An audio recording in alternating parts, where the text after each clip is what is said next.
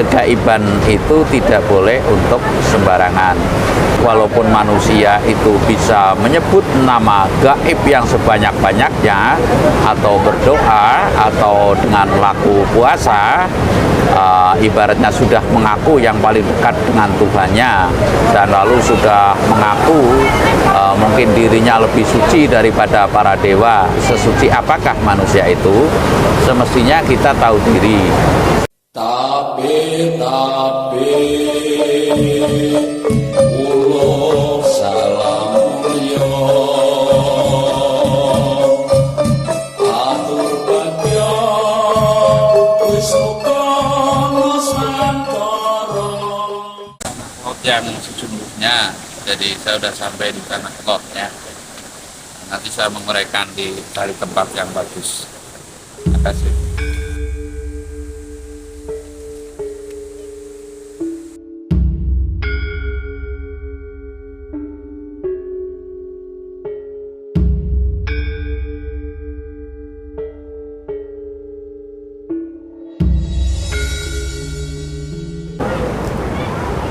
Wilayah Jatinegara ini Jati Luluh Nusantara tapi uluk salamulya. Bali ya terkenal pulau dewata ya. Namun bagi yang tidak senada, itu tentunya pulau yang menyembah dewa. Niscaya setiap manusia punya nurani, punya perasaan bahwa dewa itu siapa, mengapa dewa itu banyak ya. Tentunya tidak tepat manakala mengatakan bahwasanya Bali itu adalah pulau yang menyembah para dewa. Namun di sini adalah memuja sebagai bukti sinergisitas antara hal yang kelihatan dan hal yang kelihatan agar selaras. Saya akan mengkomentari mengapa di Bali itu kemarin ada sebuah peristiwa kesurupan massal dengan sebab yang dikarenakan menendang sesaji dan sebagainya. Ini sebuah bukti bahwa kegaiban itu tidak boleh untuk sembarangan ya.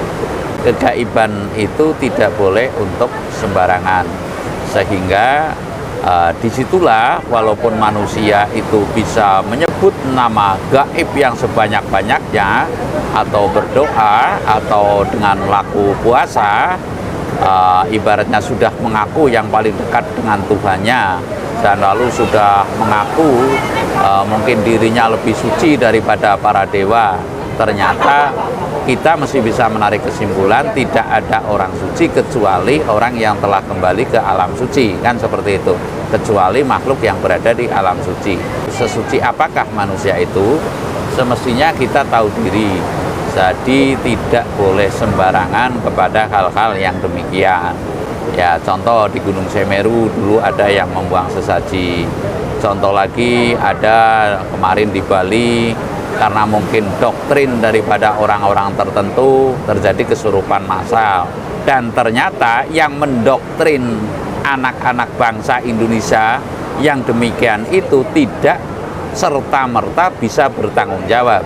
Saya sekilas membaca itu, yang bisa mengobati juga itu adalah pemangku kan di Pulau Bali itu. Pemangku ya sesepuh gitu aja lah.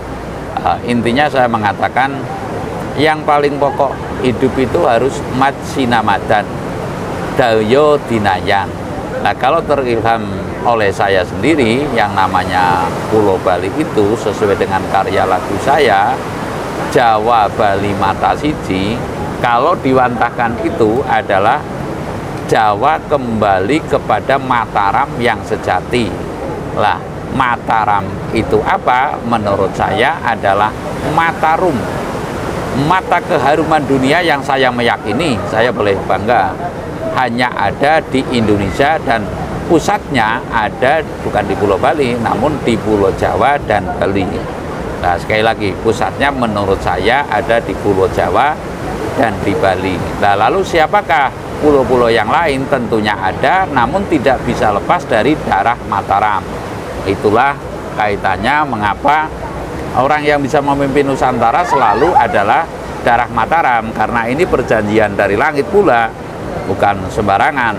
Menurut saya demikian. Jadi pada prinsipnya saya akan menguraikan betapa pentingnya Pulau Jawa dan Pulau Bali untuk bersemayamnya para dewa, untuk bersemayamnya para piwulang-piwulang leluhur, sehingga saya mengatakan bahwasanya piwulanging leluhur atau ajaran-ajaran leluhur rata-rata itu kompleksnya ada di Jawa, ya. Lalu kompleks budayanya ada di Pulau Bali, ya. Ini merupakan sebuah cermin bahwa kita mesti selalu memelihara keluhuran. Tidak bisa kita sebagai bangsa Indonesia itu berkiblat kepada bangsa lain, lalu dia memuji-muji bukan bangsanya namun bangsa orang lain, ya, bangsa mancanegara, lalu dia berani mengeluarkan, mohon maaf, biaya yang sebesar-besarnya untuk keluhuran leluhur bangsa lain. Kira-kira andai kata kamu, ya, punya anak turun, kok lebih memuji terhadap orang tua lain, itu seperti apa? Nah, kita mesti berkaca kepada perasaan kita itu sendiri, bahwa kita sesungguhnya tidak boleh untuk sembrono terhadap ingat sepuh. Dan saya yakin ajaran ini ada, atau pemahaman ini ada di seluruh ajaran-ajaran agama apapun, ya. Kita berbakti kepada orang tua, kepada keluhuran kita. Kedatangan saya ke Bali yang saya maksud adalah untuk menselaraskan, lebih menselaraskan. Kita itu ngelot atau ngeluruske tujuannya leluhur melalui para anak cucu sekarang, ya, termasuk saya, termasuk kita-kita, agar kita lebih sungguh-sungguh dalam menggapai cita-cita leluhur, mewujudkan tatanan zaman adil, sehingga tidak hanya taruhlah kata-kata belaka, namun tatanan zaman adil bisa terwujud. Kita mengingat seperti Bung Karno masih punya utang, ya, utang yang janji atau tujuan yang belum tercapai, yaitu tujuan Bung Karno yang belum tercapai adalah membangun tatanan dunia baru dengan Pancasila. Nah, apakah itu akan terbiarkan begitu saja oleh anak bangsa ini? Tentunya kita tidak yang demikian. Kita mesti bertanggung jawab melanjutkan hajat-hajatnya leluhur, termasuk hajatnya Bung Karno. Dunia ini mesti ditata dengan Pancasila. Saya nggak mengatakan tidak bisa ditata dengan agama, ya. Nyatanya agama sampai saat ini memang belum bisa gitu. Maka nanti bisa terwujudnya itu mungkin dunia ini akan lebih tertata, ya, dengan tatanan Pancasila. Nah, tentunya itu harus ada marwah. Lah, ini pentingnya, ya. Harus ada marwah. Tanpa marwah, seperti ketika Bung Karno kedunungan marwah Pancasila atau ketempatan marwah Pancasila, ya tentu Bung Karno tidak mampu untuk memerdekakan Indonesia.